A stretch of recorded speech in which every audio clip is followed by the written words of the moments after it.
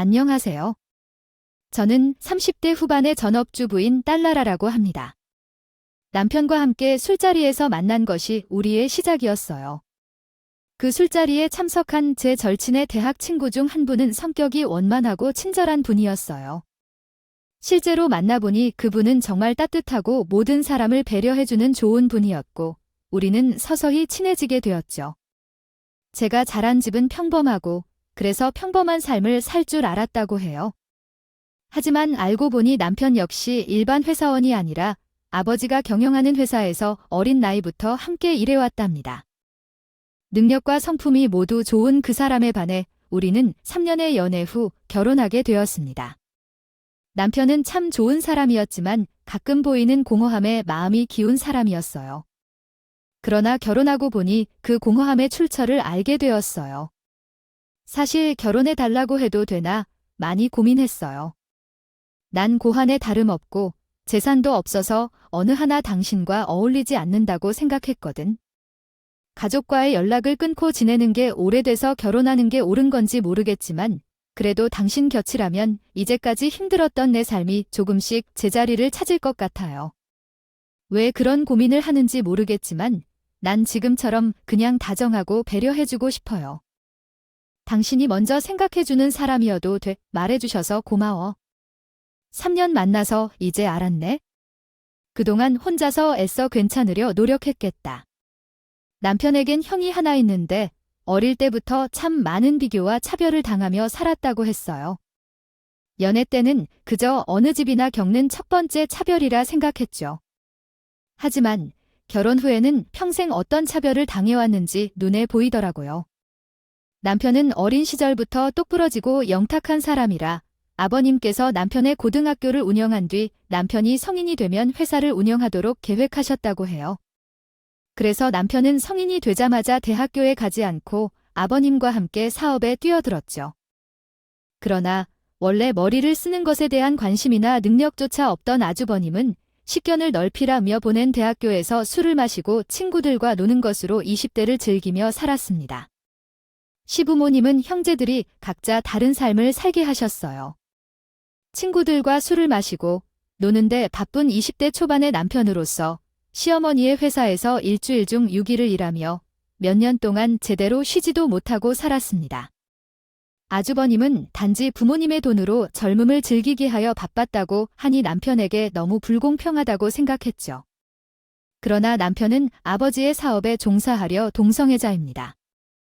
본인의 능력으로 점차 인정을 받으면서 업계에서 성과를 거둬 아버지로부터 인정을 받았다는 점이 뿌듯하며 그것이 자신에게 의미 있는 삶이라고 생각하였습니다. 회사에서 인정을 받아가며 자리를 잡고 있던 중 부모님 중 하나가 대학을 졸업하시고 회사에 입사하셨다는 소식을 들었습니다. 그리고 원래 자신에게 맡겨두었던 일을 남편의 손에서 빼앗아 가려는 모습을 보았습니다. 부모님이 둘째 아들에게 고생은 했지만 회사는 당연히 장자인 본인이 이어받아야 한다는 것을 잊지 말아야 한다는 말씀을 하시며 형을 빨리 자리에 앉히기 위해 힘이 되어주어야 한다는 말씀만을 듣고 있었습니다. 하셨다고 해요. 아버님은 그저 늦게 들어온 아주버님에게 힘이 생길 수 있도록 자리를 만들어주는 것에만 신경을 쓰셨던 것 같아요. 시어머니도 직접적으로 말을 안 하셨지만 형 좀 잘 도와주라면서 아버님과 같은 입장을 취하셨다고 하니 기댈 곳도 없었겠죠. 남편의 노력은 그 누구도 알아주는 이유가 없는 것 같아 굉장히 절망스러웠다는데 얼마나 마음이 아팠는지 몰라요. 프로젝트 결과로 회사는 더 커지고 잘 풀리게 됐고 그저 앞에서 헤드 자리만 차지한 형에게 공이 돌아갔다고 남편은 뒤에서 묵묵히 일해서 성공시키는 것에만 집중했다고 해요. 그리고 얼마 후 대학교 동기와 연애를 하던 아주버님이 결혼을 하게 되었어요. 남편은 아마도 형이 결혼을 하면 아버지께서 좀 더 빠르게 회사를 물려줄 것이라 생각했다고 했어요. 그래서 결혼을 한 직후 형에게 회사가 넘어갔고 그 생각이 맞았습니다. 하지만 아버지는 대학에 보내주지 않고 회사에 직접 뛰어들어 경영을 배우게 했다. 난 내 청춘을 회사에 쏟은 이유가 무엇일까 생각하면서 삶이 허탈해졌다고 했습니다. 그 후 회사를 나오고 가족들 중 아무도 날 붙잡지 않았다. 그대로 남편은 혼자를 살았고 아마도 시부모님은 남편이 밖에서 고생 좀 하다가 곧 돌아올 줄로 생각했던 것 같습니다. 같네요. 근데 제 남편은 보통 독특하진 않아요. 뭔가 근처도 안 다녀봤다더라고요. 남편의 가족에 대한 모든 것을 털어놓은 건 결혼 약속했던 밤이었어요. 알고 보니 아버님은 이미 2년 전에 돌아가셨다고 해요. 절연을 따지면서 집을 나왔지만 아버님이 돌아가신 후 상속을 하는 과정을 겪은 후 정말 저렴하게 되어 이제는 온전히 혼자라더군요. 시아버지는 갑작스러운 병 때문에 돌아가셨다고 했어요. 갑자기 아버지가 돌아가셨다는 연락에 많이 놀랐고 그렇게 될 줄 알았으면 더 자주 찾아뵐 걸 후회했대요. 그러나 그동안에 쌓인 감정이 많았던지 정말 결혼하는 과정에서 시댁 가족들을 단 한 번도 만날 일이 없었으며 상견례도 하지 못한 채 결혼 날짜를 친정 부모님이 잡아주신 날에 해야만 했습니다. 어느 정도 가족끼리 살기 안 좋다는 말은 들어보았지만 이 정도로 매몰차게 끊고 살 줄은 제게도 의외였습니다. 단 한 번도 이야기하지 않은 채로 그렇게 우리 시댁은 공석으로 결혼식을 올렸고 우리는 부부가 되었습니다. 결혼을 하는 과정에서 서로의 재산을 공유하고 합치기로 한 것입니다. 재산 처리를 정리하던 도중 알게 된 사실을 눈으로 확인하니 아주버님이 참 욕심이 넘치시더군요. 회사 최대 주주가 되는 것 외에도 다른 유산을 많이 받았고 더 알아보니 그 부부는 50억이 넘는 고급 아파트에 거주하고 있더군요. 이런 사람이 제 남편의 형제인 것에 대해 정말 믿기 어려운 사실이었어요. 아파트가 50억이 넘는다는데 동생이 결혼하는 날 축의금 한 푼도 보내지 않는다는 것도 참으로 황당하게 느껴졌고요. 솔직히 아파트의 가격을 듣기 전까지는 그냥 그러려니 했는데 50억이라는 금액을 듣자 정신이 번쩍 드는 겁니다. 한 벌을 산 적도 없는 제게는 없는 저도 그 사람들이 그냥 미워지기 시작하더라고요. 지갑 두께랑 인격 두께랑 필요하지 않는다 하더니 그래서 그냥 옆에서 배신감을 품고 있는 남편에게 이제 이 사람들 묻으라고 이제 당신 가족은 새롭게 생겼으니까 나만 믿으라고 말해줬습니다. 가장 가까워야 할 가족에게 너무 많은 상처를 받은 사람에게 새로운 삶을 제공하면서 시댁의 존재는 제게 사라졌습니다. 그렇게 신혼생활을 깨가 쏟아지게 보낸 뒤 2년이 지나 사랑의 결실을 찾아왔습니다. 임신 5개월 차에 접어들면서 출산 준비를 하고 있던 시기에 어떡해요? 어머니께 소식을 알았는지 연락이 왔습니다. 평생 볼 일 없을 것 같은 사람에게 연락이 오더니 정말 깜짝 놀랐어요.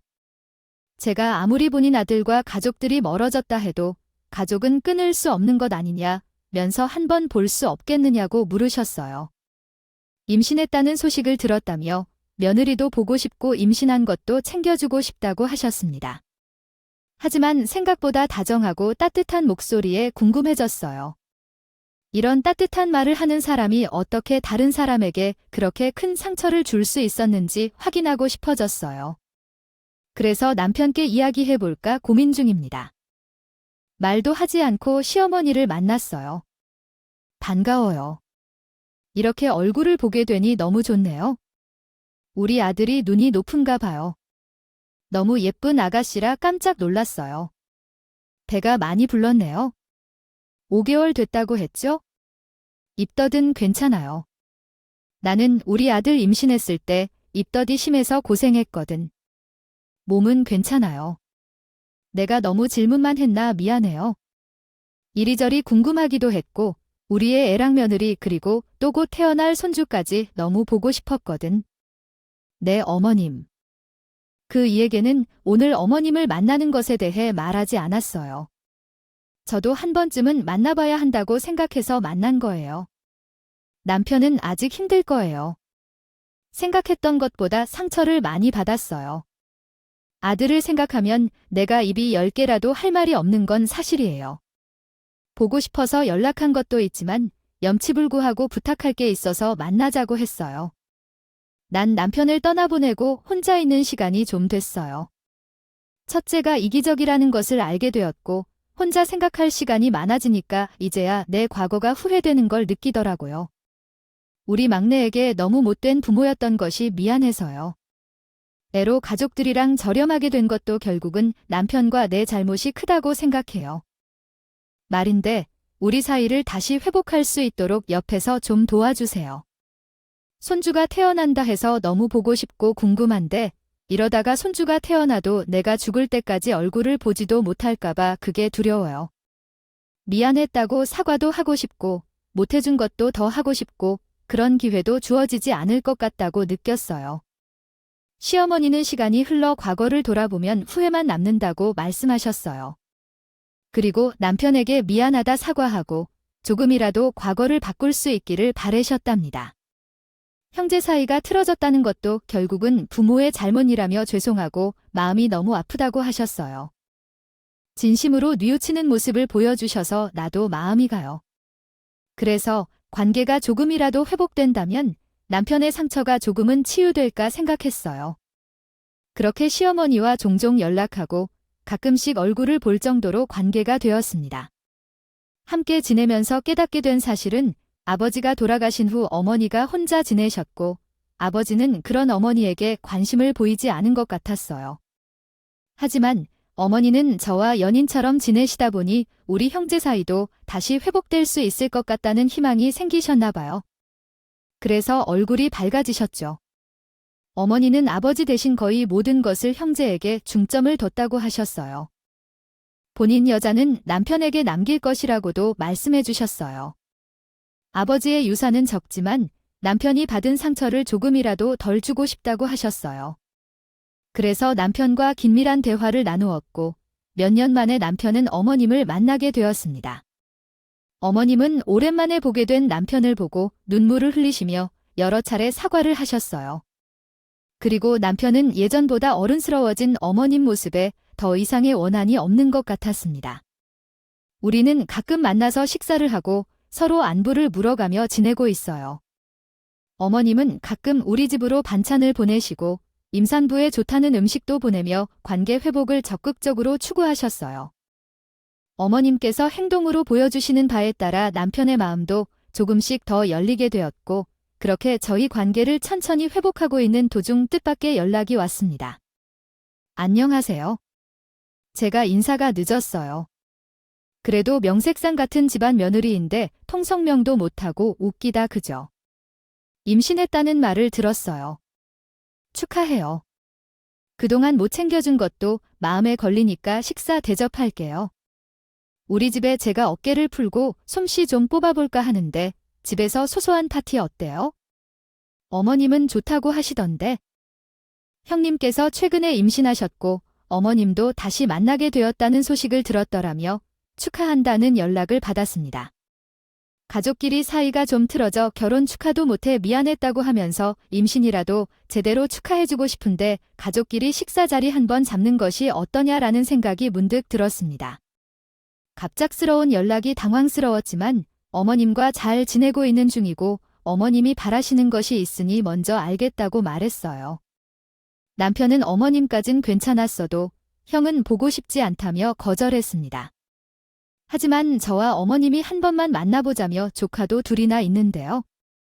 궁금하지 않냐면서 설득했어요. 그렇게 앞으로 이어나갈지 아니면 마지막이 될지 모를 약속을 잡았더니 몇 번 더 형님께서 연락이 오시더라고요. 처음에는 직접 요리를 대접하고 싶다며 제가 만나는 음식과 좋아하는 음식에 대해 물어보셨어요. 그 후로는 점점 더 많은 질문을 하시는 것 같았어요. 때때로는 집요하게 무언가를 묻기 위해 연락하시는 느낌도 들었습니다.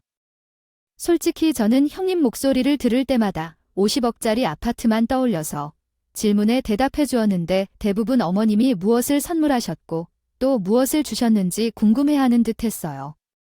자주 오시는 형님 연락의 남편은? 항상 연락이 올 때마다 옆에서 신경이 곤두셨는데 함께 듣던 남편도 점차 기분이 나빠진다고 했어요. 형님은 이제 제가 편한지 무례하고 막대한 듯한 기분이라고요. 전 그런 남편에게 애써 아직은 감정이 남아있는 상태라 그렇게 보일 수 있다며 남편을 달래줄 수밖에 없었죠. 그리고 대방의 약속날 이야기만 듣던 50억짜리 그 집에 갔습니다. 외관부터 정말 화려하고 고급스러운 집이었어요. 내부로 들어가 보니 정말 저희 집과는 비교도 안 되더군요. 가구에 대해 잘 모르는 저도 봐도 좋고 비싼 가구들이 많았습니다. 장식품들의 가족이 어떻게 사는지 보였어요.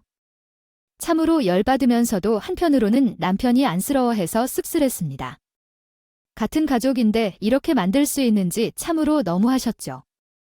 집 안으로 들어가니 처음 보는 아주버님과 형님 조카들이 반갑게 인사를 해주더군요.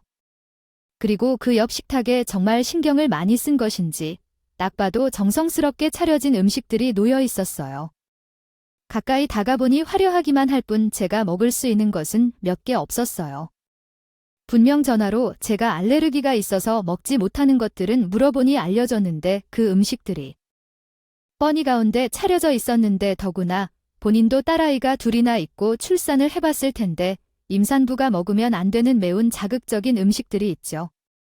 그런 음식들 중에서도 가장 당혹스러웠던 건 견과류와 메밀이 들어간 음식들이었어요.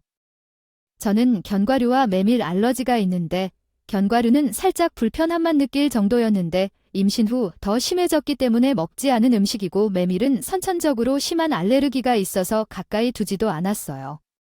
잘못하다간 정말 목숨이 위험해질 수도 있는 재료라서요. 임신을 하지 않은 상태에서야 가능한 일입니다. 약물로 응급처치를 할 수 있지만 현재 임신 중이라서 그것조차 사용할 수 없어 더욱 조심해야 했어요. 형님이 음식에 대해 물었을 때 굉장히 세심하게 챙겨주시는 것 같아서 생각보다 착한 사람일 수도 있다고 생각했지만 오산이었어요. 제가 피하고 안 먹는 음식들이 제일 임신 축하 시장을 반 이상 차지하고 있어서 입이 떡 벌어질 수밖에 없었어요. 이건 그냥 나 너 싫어 너 거슬리니 조심해라고 경고하는 것이라고 밖에 볼 수 없는 상황이었어요.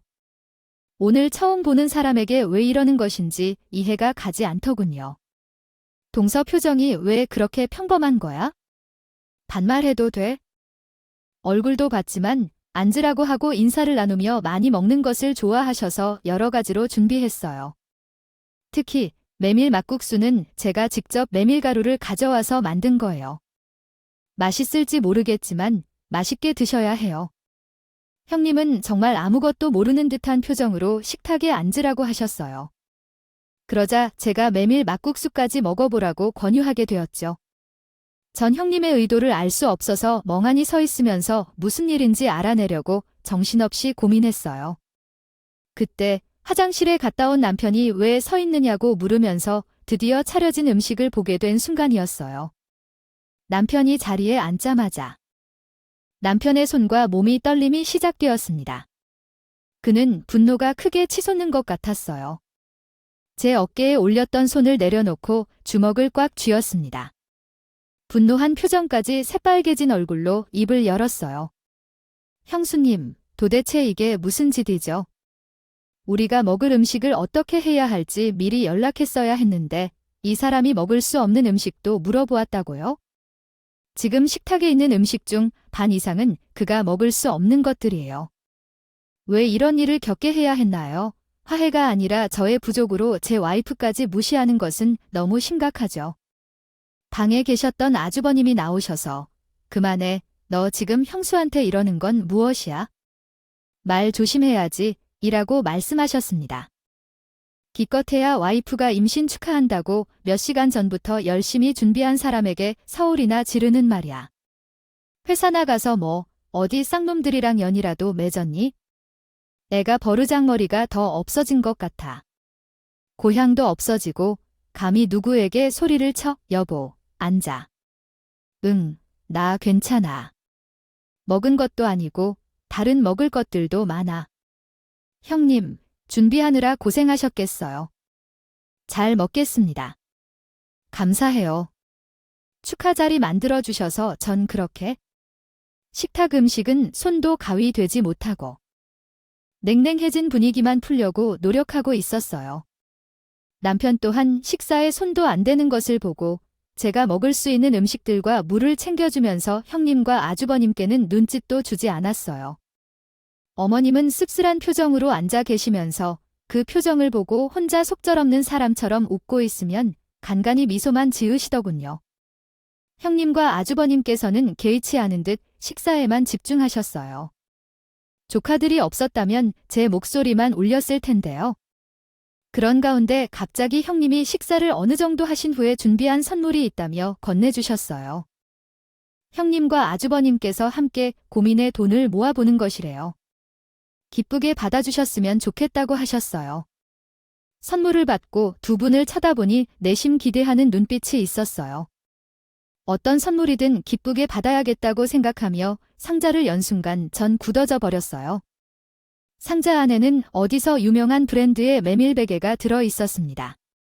제가 곧바로 선물 상자를 닫아도 형님은 본인도 2번이나 임신과 출산을 해봤으니 얼마나 힘든지 알 것이라며 잠도 자게 힘들고 만삭이 될수록 체형도 변해 힘들다고 하셨어요. 경추베개로 굉장히 유명한 브랜드라고 하셨더군요. 갑자기 나가는 거라고 하시더군요. 임산부가 잠을 잘 자는 것이 중요한데 주어야 한다고 하시더군요. 남편은 제가 선물을 받자마자 반응도 하나 없이 당황스럽게 닫아버리니 이상했나 봐요. 굳어있는 제 손에서 선물을 가져가며 확인한 남편의 얼굴이 순식간에 굳어졌어요. 그리고 선물 상자를 그대로 멀리 던져버리고 버닝화에 모두에게 일어난 식탁 몇 가지 음식도 그릇째로 같은 쪽으로 던지더군요. 지금 당신들 정신 나간 거야? 알아. 이 사람은 메밀 알레르기가 있는데 도대체 무슨 생각으로 이걸 선물해요? 어떤 알레르기가 있는지 전화로 들어놓고 이 사람에게 알레르기에 대해 더 자세히 얘기했을 텐데. 형수랑 오랜만에 연락해서 준비한 선물이 메밀이 들어간 음식인데 정말 낯선 음식이라는 거 아니길 바라며 먹으면 매우 빠르게 부어지는 기도가 있다. 하지만 임신 상태라서 더 빠른 반응을 보이는데 미리 준비할 수 없어서 그냥 넘어질 뻔했다. 그래도 여기서 임신부를 위한 음식을 준비하는 것이 도대체 무엇이길래 문제가 되는 건 이 선물이 정말 임신 축하 선물이 맞는지 의문스럽기도 하다. 즉시 알아보려고 했지만 왜 그 사람과 연락이 닿지 않는 걸까요? 연락을 해야 알 계획이었거든요. 아직도 형이 용서되지 않았다고 생각하지만 아내와 어머니가 부탁해서 와서 이 선물을 준 것이다. 착한 사람인 걸 생각하니 마음이 따뜻해졌다. 아이고, 기다리세요. 와보니 이 사람이 여기서 큰일을 날 뻔했다고 하네요. 그때 어머님이 제 옆으로 다가오셨다니. 이게 무슨 말이죠? 작은 아이, 메밀 알레르기가 있니? 큰 아이는 그걸 알고도 지금 이걸 준비했다는 거야? 제정신이니? 이 아이 그 말이죠. 니네 정말 작은 아이한테 해를 갈 생각이었니? 둘이 같이 준비했다며? 그럼 둘이 알고 있었던 거 아니냐? 도대체 무슨 생각이었니? 여기서 사람이 쓰러지면 실수였다고 그냥 넘기려고 했어. 도대체 왜? 아이고, 내가 내 욕심에 큰일을 치를 뻔했구나. 어머니 연신 제게 미안하다는. 당신과 남편이 사과하신 후 남편이 나에게 괜찮냐 묻기 시작했지만 나의 얼굴 표정을 보고 화가 치밀어 올라 하는 것처럼 보였어요. 그 충격에 나는 아무 대답도 하지 않고 당황해하며 그냥 멀리 바라봤어요. 형님의 곁에 있는 다른 분들이나 형님을 주목하게 되었죠. 그들의 표정을 주시하니 미안하다는 게 아니라 더 이걸로 걸렸네 하는 불만스러운 표정이었어요. 시어머니께서도 그 모습을 보시고 사건에 대해 도대체 어떻게 된 건지 물으셨어요. 남편은 더는 말을 하기 싫은 듯이 그대로 나를 데리고 밖으로 나갔습니다. 그날 저녁, 어머니께서는 전화로 보낸 선물 때문에 큰일이 벌어질 뻔했다며 미안하다고 거듭 사과해 주셨어요. 하지만 나는 어머니의 잘못이 아니었기 때문에 괜찮아 했어요. 했지만 너무 미안해서 면목이 없다고 하시더라도 그리고 본인이 다 늙어서야 큰 아들이라고 더 대우하고 챙겼던 것이 얼마나 어리석은 것인지 뼈저리게 깨닫고 있다고 하셨어요. 그 결과로는 본인에게 다시 돌아와 비드로 꽂히는 것 같다고 해요. 그리고 나도 너무 오냐오냐 키워서 저렇게 망친 것이라 하지만 인간이 아닌 저런 짓을 하는 자는 이제 더 이상 내 아들이 아니라고 말씀하시면서 더 이상 큰 아들로서는 마음이 없다고 하셨어요. 시어머니까지 아주버님과 연을 끊으셨어요. 어머님이 연을 끊으실 것이라고 말씀하시고 멀리로. 갑자기 형님이 찾아와서 제게 무릎을 꿇고 미안하다고 용서를 비는 것으로 시작했어요. 이전에 있었던 사건들에 대해 꾸미지 않았는지 설명을 요구했는데 저희 아버님이 돌아가신 후에 발생한 일에 대해 말했습니다. 아버님이 유언을 남겨두셔서 어머니가 본인의 몫도 받으셨고 아이 둘이나 낳았으니 큰 집이 필요하다는 판단으로 본인 명의의 아파트를 선물해 주신 것이라고 합니다. 50억 원 가치의 아파트는 어머님 명의였죠.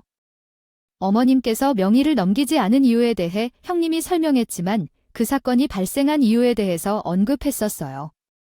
형님은 그 아파트가 자신의 자식을 낳고 받은 것인데 제가 언급하자 불안해하셨다고 합니다. 어머님은 항상 챙기셨기에 형님의 불안함을 이해할 수 있었지만 만약 저가 없었다면 계속될 수도 있었다고요. 아들을 낳는다면 뺏기는 것이 아닐까 덜컥 걱정이 돼요. 무슨 수라도 써야겠다 생각한 거죠. 그래서 저희는 식사에 초대했어요. 알레르기가 있다는 소리를 들었을 때 이거구나 싶었어요. 얼마나 위험한 알레르기인지 설명해도 귀에 들어오지 않았어요. 그래서 아주버님과 두 분이 함께 작당을 했다고 해요. 제가 뭔가가 잘못되면 유산될지도 모른다는 어리석은 생각이었죠. 하지만 어머님은 아이의 성별이나 어떤 것이든 자식들에게 주었던 것을 빼앗는 분은 아니세요. 두 사람 모두 욕심이 없어서 불안했던 거였죠. 하지만 그로 인해 어머님은 집을 빼라고 하셨다고 봐요. 제게 용서를 빌며 제발 어머님을 좀. 저를 설득하려고 했지만 어머님 명의로 된 집을 본인이 실수로 불러온 결과로 인해 잃게 되었어요. 이건 제가 해야 할 일이 아니었어요. 너무 웃긴 상황이죠. 제가 17평짜리 투룸에서 살고 있는데 제게 50억짜리 아파트를 지키라는 억지 요구가 있어서 뭐라고 해야 할지 몰라 거절하고 돌려보냈어요. 그 결과 한 달 후 신경도 안 쓰고 있던 그 집이 내 것이 되었어요. 아주버님 부부로부터 집을 돌려받은 어머니는 사실 예전에 집을 아주버님께서 주셨다가 이제 아들이 아니니 돌려받은 거라고 하더라고요. 내게 주고 싶다고 하셔서 찜찜하면 매물을 내놓는 게 좋지 않을까요? 애널끌 대비해서 이사할 집을 알아보러 다니자고 하셨어요. 어머님은 정말 이전에 남편에게 해주지 못했던 모든 것들을 저에게까지 다 돌려주고 싶으셨나 봐요. 막달이 되어가는 제 옆에서 친정엄마보다 더 살뜰히 보살피시는 모습의 남편도 어머님에 대한 미움을 완전히 걷어냈죠. 아가 전에 봤던 집보다 오늘 보고 온 집이 더 괜찮은 것 같은데 한번 볼래? 내가 사진이랑 영상 다 찍어놨다. 여기가 역도 가깝고 학군도 좋고 주변에 뭐가 많아서 애 키우기 좋다고 하더라. 아 그리고 근처에 너 좋아하는 떡집도 있더라고. 본 김에 한번 먹어보고 좋으면 여기도 한번 생각해봐라. 어머님 이번에도 혼자 다녀오셨어요. 같이 가시지. 자꾸 혼자 고생하시면 제가 죄송해서 어떡해? 어머님이 저보다 집을 보는 눈이 훨씬 좋으셔서 사실 이제껏 보여주신 집은 다 마음에 들어요. 여기도 너무 예쁘고 위치도 좋네요. 어머님 집이랑도 더 가까워서 저도 여기가 더 좋은 것 같아요. 자꾸 집이랑 멀리 보려고 하지 마세요. 저는 어머님이랑 가까이 사는 게 좋아요. 어머님은 아이를 낳기 전에 이사를 가야 한다며 집을 알아보는 것을 서두르셨어요. 아주버린 부부가 살던 집은 워낙 좋은 곳이라 금방 나갔고 저희 집은 계약하면 되겠다고 열심히 알아보고 다니셨죠. 어머님의 집을 보는 기준은 항상 저였어요. 임신한 저가 힘들까봐 혼자 집을 보러 다니며요. 결정은 우리가 내렸다며 매번 사진과 영상을 찍어 오셨죠. 그렇게 넓고 좋은 집에서 어머님의 보살핌 안에 건강하게 출산도 할 수 있었습니다. 집도 제 주장으로 어머님과 가까운 곳으로 잡아 자주 만나며 살았어요. 남편은 평생의 형에게 밀려 살다가 남은 인생은 외동아들 대접을 받으며 살게 됐죠. 어느 날 밤에 갑자기 제게 당신이 참 복덩이인 것 같아 내가 어머니 사랑까지 받게 된 것도 다 당신 덕이야. 당신은 내 인생의 애야. 내가 평생 잘할게 하면서 요양을 해주셨습니다. 눈물을 훔치더라도 아마도 그날은 저랑 남편 둘이서 오붓하게 시간을 좀 보내라고 등을 밀어 처음으로 온전히 둘이서만 시간을 보내고 나온 날일 거예요. 그 후로 남편은 가끔 어머니께 투정을 부리고 어머님은 다 큰 아들 아이 취급도 하게 된 걸 보면 편안해질 수 있었던 시간을 보냈나 봅니다. 그렇게 저희와 평화로운 생활을 살아가다 어머님은 조금 일찍 아버님 곁으로 가셨습니다. 아무래도 혼자 지내신 시간이 길었으니 그동안 챙기지 못했던 건강에 여파가 오신 것이었죠. 어머님은 돌아가시기 전에도 자식을 먼저 생각하셨어요. 그러면서 형이 찾아왔고 또 예전과 같이 술을 새기 시작하면 이번에는 절대로 미워하면 안 된다고 한 남편에게 늘 당부하셨죠. 떠날 것 같이 말씀하려 했지만 예감하고 계시는 걸로 보여요. 시간이 얼마 남지 않았다는 걸 아가야, 내가 우리 아들에게 아직도 묵은 마음을 느껴? 그래도 내가 내 옆에 있어서 마음이 편해. 애가 사랑을 빼앗긴 적이 많았을 텐데도 내가 참 따뜻하고 다정해. 그리고 너도 내게 고마울 만큼 고맙고 우리 아들에게 주지 못한 사랑은 다른 곳에서 받아가는 것 같아서 처음부터 봤을 때부터 너무나 감사했어. 그래서 그동안 옆에서 도움을 주고 행복한 시간을 함께 보내준 것에 대해 너무 감사합니다. 혹시 나를 떠나고 선약한 자가 마음이 약해져서 지형에게 본인의 것이 빼앗기지 않도록 옆에서 잘 살펴주는 것에 동의하고 있어요. 우리가 서로를 지키고 이제는 서로 누리고 살아가길 바라며 어머님도 늦은 시간이라도 오셔서 말은 못하겠지만 감사히 생각하고 계셔주셔서 감사합니다. 전에는 화를 내지 않았던 사람도 어머니에게서 화를 냈을 때와 말도 많아졌을 때가 보이면 그것이 행복스러운 것 같아요. 그러니까 마음에 짐이 있는 것처럼 말씀하시면 나도 어머님과 같은 시어머니를 만나서 전생에 무슨 선을 쌓았는지 생각해 보게 돼요. 늘 감사한 마음이에요. 아시나요? 옆에서 매번 돌봐주시고 감사해요. 어머님은 저를 찾아오신 그날 이후로 약 2년 동안 함께 알아가셨어요. 언제부터 이런 준비를 하셨는지 돌아가시기 전 저희 몰래 모든 유산을 남편 명의로 돌려놓으셨어요. 이번에는 집 영예까지 제 앞으로 해주셔서 정말 감사하죠. 예전 어머님 말씀처럼 아주버님께 돌아가실 재산은 없었어요. 어머님이 유언과 유산 분배를 확인하고 장례를 진행하시던 중에 술에 취한 모습으로 아주버님이 자주 오셨어요. 아주버님은 술에 절한 사람처럼 만취한 채로 찾아와 거의 근거리에서 어머님 앞에서 소란을 피웠어요. 왜 우리 엄마를 폄했었는지요? 유산이 될 게 아니고 다 저 머저리 같은 놈한테 깐 거야? 우리 엄마가 나한테 아무것도 안 난 것을 리가 없는데 말도 안 되는 소리 말고 내 돈 내놔. 내 돈을 주기 전에 나 못 나가나? 그러자 남편이 달려와서 하는 짓이야. 어머니 장례하는 곳에서 나가서 얘기해. 형, 지금 술에 쩔어서 분간도 안 가잖아. 여기 집안 어른들도 많이 오시는데. 따라와서 나랑 얘기해. 아주버님은 그래도 막무가내였어요. 내가 너랑 얘기를 왜 해? 내가 뭔데? 나 도대체 엄마를 어떻게 구워 잘 맡길래 우리 엄마가 너한테 재산을 다 주어. 내가 형이고 첫째인데 어떻게 그걸 내가 다 가질래? 할 수 있냐고. 나도 사업한다고 거짓말했니? 요즘 어려워서 엄마가 거기에 넘어가서 다 너한테 남긴 거지? 형아, 제발 정신 좀 차려. 형은 평생을 다 가져놓고 어디까지 가져야 속이 후련할 건지. 어머니, 빈소에서까지 땡깡 좀 부리면 늘 그렇듯 해결될 것 같지? 웃기지 마. 이제 그럴 일 없어. 거의 깽판을 치듯 어머님의 빈소를 휘젓고 다니는 아저씨를 남편이 끌어냈어요. 아마 어머님의 유산 사용 속에 대해 전해드린 것 같았죠. 그래도 아저씨 가족들은 어머님의 유산보다 훨씬 많은 아버지 유산으로 이미 넉넉하게 살고 있을 텐데 그건 못 될 거야. 횡포를 부리는 그 모습을 보고서 그렇게 알지는 못했지만 정말 이기적인 인간이라고 생각했습니다. 술이 깨면 전혀 다른 그 자존심 때문에 다시 우리 앞에 나타나지 않을 것 같았어요. 그러나 그건 제 착각이었습니다. 그는 시도 없이 우리 집 근처에 찾아와서 매일 술 취해 남편에게 전화를 걸었어요. 전화로 자신의 상황을 말했습니다. 알고 보니 우리와 연애를 끊은 후 아주버님이 빼앗긴 것만큼 다시 벌어서 이전 집으로 돌아가야겠다고 생각했다고 하더라고요. 그래서 평소에 친했던 학교 선배만 믿고 투자를 하였습니다. 잘못된 정보로 인해 순식간에 전 재산을 잃었어요. 아마도 중간에서 다 빼돌린 것 같아요. 그렇게 돈을 날린 것만으로도 모자라고 빚이 생긴 아주버님을 형님이 용서할 수 없었던 것 같아요. 어렸을 때 어렵게 살아온 형님은 워낙 돈과 물건에 대한 욕심이 많았는데 집도 빼앗긴 데에 더해 빚더미에 빠질 것 같아서 이혼을 요구했다고 하더군요.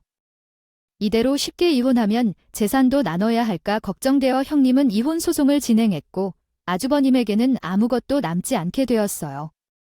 하지만 남편과는 더 이상 아주버님을 위해 행동할 생각이 없었기에요. 그 어떤 도움도 없을 거라며 단호하게 내쫓으니 한동안은 잠잠하더군요. 들려오는 소문에는 매일 술만 마시며 사는 것 같았어요. 장례식이 무사히 끝난 뒤 어떻게 할 건지 궁금해졌습니다. 아주버님이 집 앞으로 찾아오셨어요. 이번에도 본인이 너무 힘들어서 어머님 유산 일보를 넘기라고 사정하셨다고 합니다. 참 어처구니가 없었어요. 어디까지 가야 제 욕심의 끝이 보일지 궁금하기도 했고 제게 호통치자 곧바로 남편에게 연락했고 상황은 빠르게 해결되었습니다. 아주버님의 접근 금지 요청 역시 상황을 종료하는 데 큰 역할을 했는데 남편은 아주버님에게 다시 한번 이런 짓을 하면 본인이 가만 안 두겠다고 말씀하였습니다. 비슷한 방식으로 이야기를 해드리겠습니다. 그런대로 허통치더라고요. 새로운 가족의 어머님이 남긴 유산은 충분히 넉넉해서 아이를 키우면서 아이가 하고 싶은 것을 하도록 시키며 가정교육에도 신경을 쓰고 있어요. 남편은 이전 아버지 회사에서 연락을 받아 다시 그곳에서 일을 시작하게 됐습니다. 이전에는 인정받지 못했던 남편의 노력을 알아주는 사람들을 만나서 뒤늦게나마 회사에 헌신한 시간들까지 보상을 받을 수 있다고 생각했어요. 아무래도 어머님이 하늘에서 우리를 많이 보살펴 주시는 것 같아요. 그 은혜를 잊지 않고 열심히 행복하게 살아가겠습니다. 다른 이야기는 여기까지 할게요. 쭉 들어주셔서 고마워요. 감사합니다. 오늘도 우리 채널에 와주셔서 감사드립니다.